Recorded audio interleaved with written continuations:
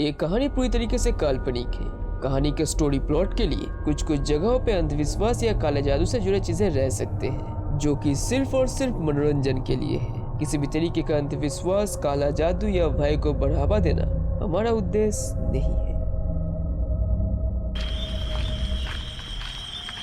ऐसा नहीं होना चाहिए था। ये सब फिर से हो रहा है।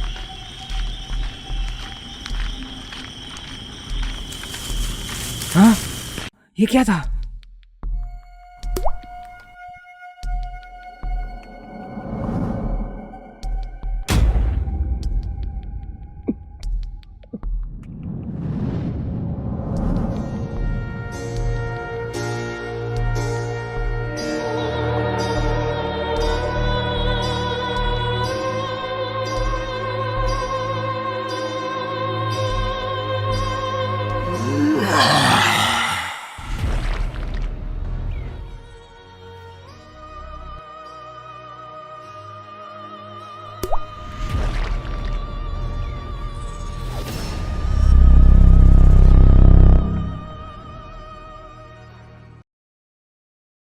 ओके, समझ गई। इस न्यूज़ को आज ही कवर करती हूँ।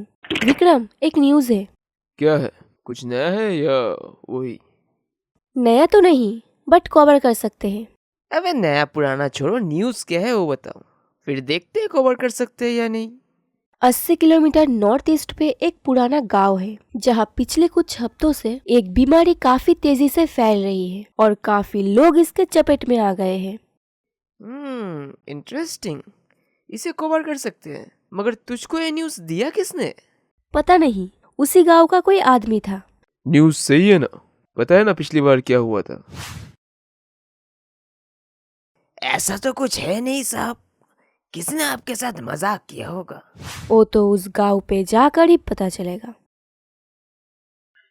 विजयपुर, एक ऐसा गांव जहां पिछले एक हफ्ते से अचानक लोगों के बीमार पड़ने की खबर आने लगी। ये शायद किसी तरह का वायरस था, जिसके कारण उस छोटे से गांव में एक महामारी सी फैल गई थी, जो इतना खतरनाक था कि बस पिछले 7 दिनों में ही वहां के 8 से 10 इन्फेक्टेड लोगों की हालत ऐसी हो गई थी कि देख कर किसी का भी रूह कांप जाए। और इस घटना की जांच पड़ताल और रिपोर्टिंग करने के लिए विक्रम नाम का एक फ्रीलांसर रिपोर्टर और अपनी साथी रिपोर्टर अनाया और कैमरामैन सुरेश के साथ उस गांव में जाते हैं। गांव में कदम रखते ही उनको ये एहसास हो जाता है कि इस महामारी ने इस गांव को काफी हद तक सुनसान बना दिया है। और गांव के काफी अंदर जाने के बाद उन्हें कुछ गांव वाले दिखते हैं। गांव वालों का कहना था कि ये जितने भी लोग बीमार पड़े हैं, वो सब पिछली रात गांव के एक पीपल के पेड़ के पास से गुजरे थे। और उनका कहना है कि किसी ने उन पर हमला किया था, मगर किसी इंसान ने नहीं, बल्कि एक पिशाच ने उन बीमार लोगों की ये हालत एक पिशाच ने की है। और इस गांव पे किसी पिशाच का काला साया पड़ा है। रात होते ही ये गांव ठंडा पड़ जाता है। सभी गांव वालों को किसी शैतानी शक्ति की मौजूदगी का एहसास होता है, और इसलिए पिछले कुछ दिनों से सूरज डूबते ही सभी अपने घर चले जाते हैं और डर से कोई बाहर नहीं निकलता। विक्रम और उसके साथियों को गांव वालों से एक बुजुर्ग विनोद चचा का नाम पता चलता है, जो शायद इस चीज को लेकर ठीक से कुछ जानकारी दे पाएंगे। विक्रम, अनाया और सुरेश गांव के उस बुजुर्ग आदमी के पास जाते हैं और इस मामले के बारे में पूछताछ करते हैं। जी, हम तीनों रिपोर्टर्स हैं। हम इस गांव में घटने वाले अजीबो घटनाओं और महामारी के बारे में रिपोर्टिंग करने आए हैं। कौन से चैनल से हो? जी, हम किसी परमानेंट चैनल से नहीं हैं, हम फ्रीलांसर रिपोर्टर्स हैं। गांव वालों के मुंह से आपका नाम सुना काफी हम लोगों ने।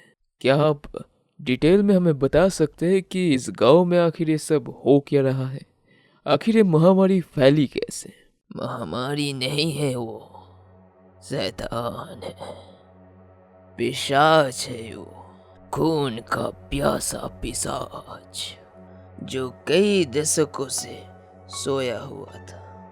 ऐसा कुछ बहुत साल पहले भी हो चुका है। तब मैं बहुत छोटा था। मेरे दादा के समय की बात है। एक पिशाच का बुरा साया इस गांव में ऐसा पड़ा था कि रात को लोग बाहर के घर पे भी सुरक्षित नहीं थे। जीना मुश्किल हो गया था। इस पिशाच के आतंक से तंग आके तब मेरे दादा, मेरे बाबा और कुछ लोगों ने एक महान तांत्रिक को ढूंढ के लेके आए थे, जिसने उस पिशाच को घायल करके गांव के मिट्टी के नीचे दफना दिया और मंत्र से बांध के उस कब्र के ऊपर एक पीपल का पेड़ लगा दिया था। What rubbish. तुम जैसे मॉडर्न बच्चों को शायद ये चीज बहुत ही मनगढ़ंत लग सकती, मगर ये महामारी नहीं है। वहाँ उस पेड़ को देख रहे हो, वही है वो पीपल का पेड़ जिसके नीचे वो पिशाच दफन था। उस तांत्रिक के गहरी रस्मों को मुताबिक उस दिन के बाद से हर पूर्णिमा की रात उस पीपल के पेड़ के नीचे किसी बकरे की बलि दे के खून से उस पेड़ को पूजा जाता था। सुनने में बहुत जालिम लग सकता है, मगर उस शैतान की खून की प्यास बुझाने के लिए ऐसा करना पड़ता था, वरना वो शैतान फिर से जाग उठेगा। उस इंसानों की खून की प्यास दोबारा लगेगी, पूरे गांव पे फिर से उसका काला साया मंडराएगा, तांडव फैलाएगा वो, और धीरे धीरे सभी को खत्म कर देगा वो, सभी को खत्म कर देगा। अच्छा, मगर ये सब दोबारा शुरू कैसे हुआ? तुम मॉडर्न बच्चे हम लोगों के रीति रिवाज को क्या मानोगे? ऐसे ही कुछ शहर से पढ़ के लौटे कुछ जवान लड़कों ने इस रस्म को पिछले पूर्णिमा के बाद से ही बंद करवा दी। मैंने बार बार चेतावनी दी थी, मगर उन लोगों ने नहीं सुना, और अब वो पिशाच फिर से जाग गया, पहले से भी और भी ताकतवर होके उस इंसानों की खून की प्यास फिर से लग चुकी है। वो सभी के ऊपर हमला कर रहा है, और कल क्या? कल फिर से पूर्णिमा की रात है। वो किसी को नहीं छोड़ेगा, किसी को नहीं।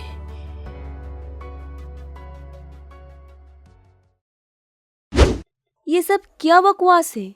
इनसे पूछताछ करके कोई फायदा नहीं है। हमें उनके घर जाकर देखना चाहिए, जो लोग हाल ही में बीमार हुए हैं। शायद वहाँ से कुछ पता चल जाए। ये भी तो हो सकता है कि ये लोग जो कह रहे हैं वो सब सच हो। व्हाट? ओ नहीं सुरेश, अब तुम ये मत कहना कि तुम्हें इन सभी भूत पिशाचों में यकीन है।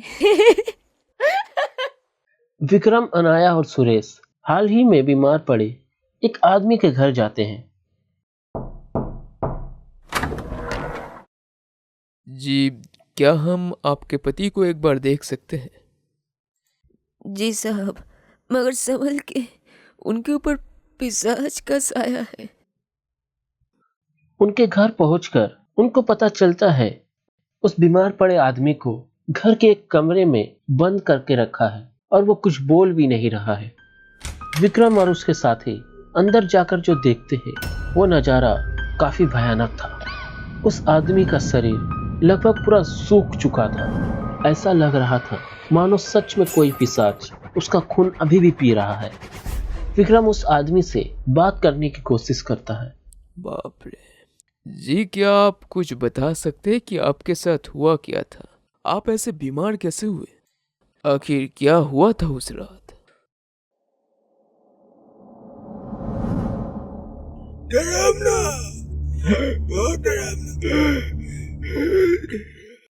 वहां से वो तीनों एक और बीमार मरीज के घर जाते हैं, मगर वो नजारा तो इससे भी ज्यादा बदतर था। वो आदमी पिछले 4 दिनों से बीमार था, और वो सूख कर एक जिंदा कंकाल के रूप में बदल गया था। उनको कुछ समझ नहीं आ रहा था कि वो लोग सच्चाई कैसे पता लगाए।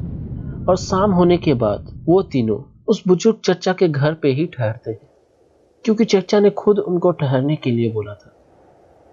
शाम के बाद से ही सच में पूरे गांव में एक अजीब सी ठंड पड़ने लगी थी।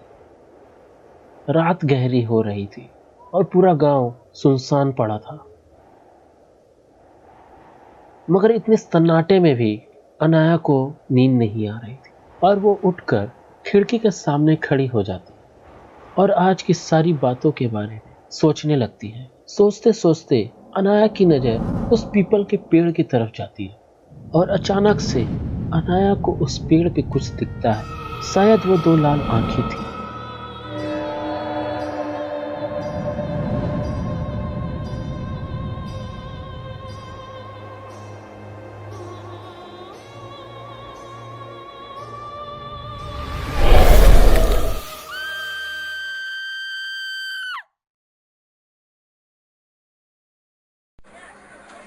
अगले दिन सुबह अचानक से पूरे गांव में खलबली मच जाती है। पता चलता है कि गांव के सारे इंसान जो बीमार थे वो सब आज सुबह से लापता हैं। विक्रम और उसके साथी जिन दो मरीजों से कल मिले थे वो दोनों भी गायब हैं।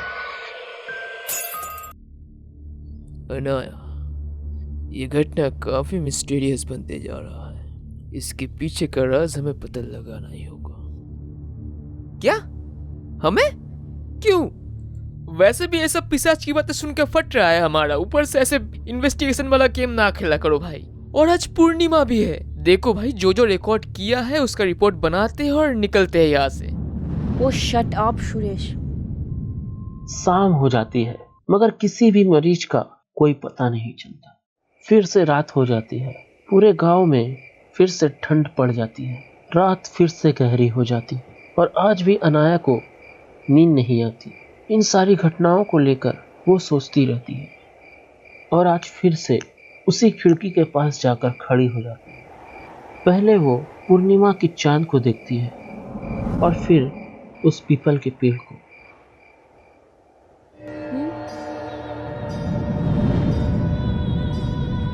फिर से वो आंखें।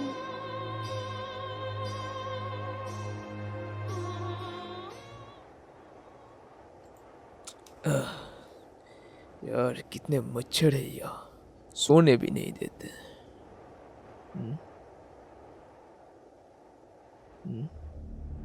वो कौन है? क्या वो अनाया है? वो उस पीपल के पेड़ के नीचे क्या कर रही है?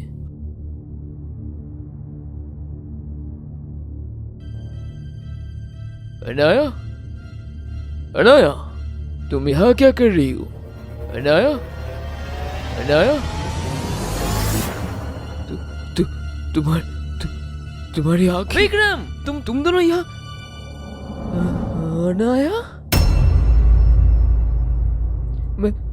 मैंने कहा था।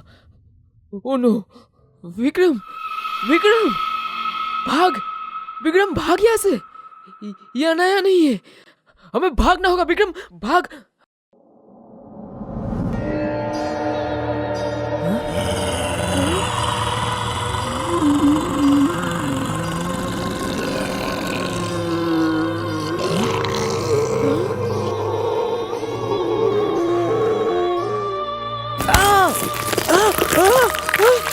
विक्रम, विक्रम,